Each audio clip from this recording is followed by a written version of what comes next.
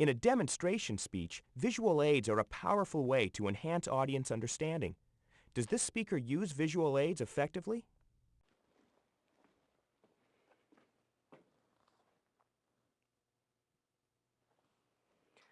How would you feel if you went home this afternoon and found that a burglar had broken into your home and stolen your valuable possessions?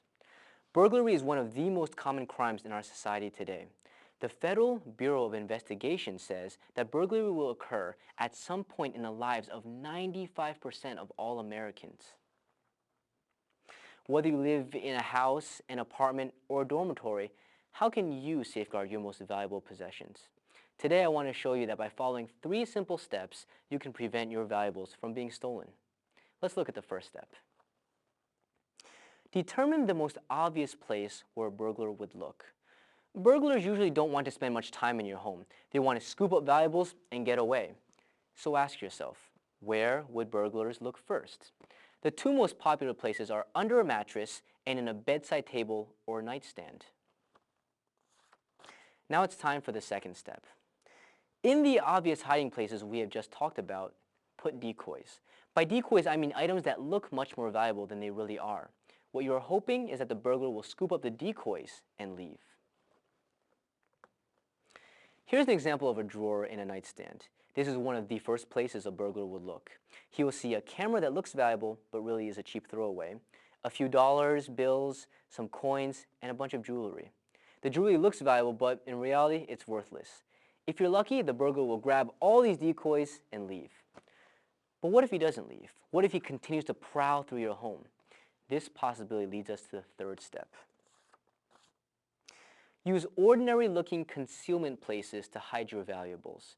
Use devices that are not likely to cause a burglar to look inside. Wayne Lennon of the Seattle Police Department, who is an expert on crime prevention, says you should disperse your valuables, hide them in many different places. Here are some examples of concealment places. You can take a tennis ball and cut a slit along one of the seams. If you squeeze the ball, an opening will appear, and you can insert items like earrings and money. After you quit squeezing, it will return to its normal appearance. Then you can place the ball among other tennis balls in your closet. This shelf looks ordinary with a lamp, a tissue box, and a bunch of pens. The tissue box makes a good hiding place. It's very easy. Take out all the tissues, place valuables at the bottom of the box, then put a thin layer of tissues on top. To the burglar, it will look like just an ordinary box of tissues. You can hide an expensive camera inside a kitty litter box. Just be sure to wrap the camera in plastic so that it will not be harmed by the kitty litter. Then push it down to the center of the box. But what about big items that you want to hide? I have a handout that you can pick out at the end of the hour. It gives instructions on how to build secret compartments.